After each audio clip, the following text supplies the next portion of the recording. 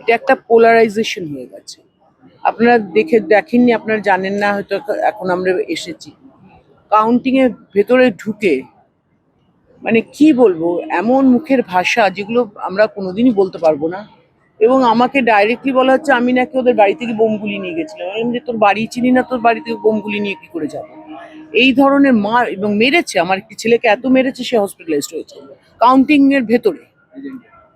এজেন্টকে, আমার কাউন্টিং এজেন্টকে এমন ধরে মেরেছে, বলছে এসাই হোগা। তো এই জিনিসটা কিন্তু মেনে নেওয়া যায় না।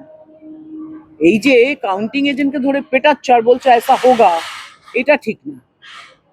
আমি বললাম দায়িত্ব যখন নিচ্ছ তখন কিন্তু তোমাদেরকে অনেক সহ্য করতে হবে। বলছে নেই এসাই হোগা।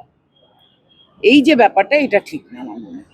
জায়গায় জায়গায় তৃণমূল কংগ্রেসের কর্মীদের উপর আক্রমণ হচ্ছে। আরে কাউন্টিং এর ভেতরে তো হয়েছে। আমার কাউন্টিং এজেন্টকে ধরে পিটিয়েছে, সে হসপিটালাইজ হয়ে গেল। গলা টিপে ধরছে, আমার চোখের সামনে গলা টিপছে, আমি দেখছি তো। বারণ করছি, বলছে তোমাদের, আমি বললাম যে তোমাদের দায়িত্ব বেশি হবে। বলছে না এরকমই হবে। সব ছিল, সেন্ট্রাল ফোর্স দেখছে বাইরে দাঁড়িয়ে। দিদি, আপনার জয়ের ব্যাপারে কি বলবেন? আমি সবসময় বলি যে দল আমাদেরকে টিকিট দেয় এবং এটা দলের জয়। আমি বলবো এটা মমতা বন্দ্যোপাধ্যায়ের জয় সবসময়।